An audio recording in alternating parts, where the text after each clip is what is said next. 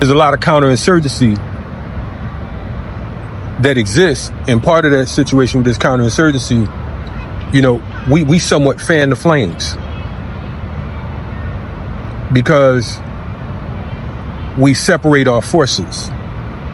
In separating our forces, it ends up being a situation where traditionally, in any form of counterinsurgency, before there was a thing called COINTELPRO, it became a divide and conquer type situation. So the adhesive erodes, and as the adhesive erodes, what ends up taking place is viruses are able to seep into the situation. So you have the state capitalizing off of our petty differences, our personality differences, so personalities, so on and so forth. And sometimes it's just chalked up as personality, but often cases by design. Now, of course, I've been attacked many times online, whatever, so on and so forth. I don't really give a fuck about that because of the fact that I'm out here in the real world. So oftentimes people are like, man, you didn't respond to this, you didn't respond to that. Like my comrade Chairman Fred Jr. would say, I don't respond to all bullshit. And why don't I? Because of the fact that we are in a situation, the bullets are flying over our heads. And we're sitting here thinking of reasons to beef online, to go viral, or whatever the case is. You want to be viral, be viral. I mean, you want to go viral, do your thing. But going viral don't make you intelligent. Going viral don't mean that you have a plan of action. And the majority of these motherfuckers you see on the internet, they don't have no plan of action. You know what I'm saying? It's just about being seen. It's just about being heard. And I think that everybody has a right to be heard. Everybody has the right to be seen if that's what they want to do. It's okay. There's nothing wrong with that. But at the same time, please, it would be great if we had something to say.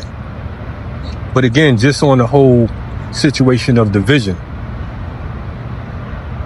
I'm not in the business of being a keyboard terrorist or doing tight buys and shit because, I don't like someone, or because of the fact that I want to stop people from listening. I mean, that's something to think about when you have African people or indigenous people that don't even want you to listen to certain individuals. Why is that? You should ask yourself. When they go to extreme lengths to create websites against you, when they go to extreme lengths to make shows about you and all that type of shit, what does that mean? And then you see them in the real world. When you see them, they got their head down or they can't look you in your eye. Some straight sucker shit. So I question some of these people. I'm like, what is your role in society? I question some of these people that try to get people to team up with them to help them beat you. I question some of these people who lack originality, who all they do is trace you and then talk that shit. Again, it can be looked at as a state job. Some of these people are on the state payroll by default. Some of them are actually getting checks, and some of them, just their actions and inactions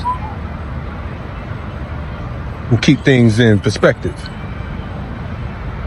Again, it's all right to disagree, but how do we go about disagreeing? How do we go about disagreeing and advancing at the same time?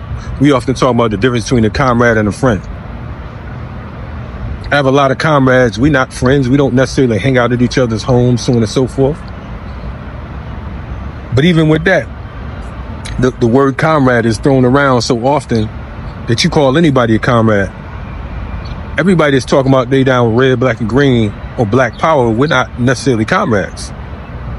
Some of them happen to be enemies of the people because of the fact that by default, again, they work on behalf of the opposition, the ops.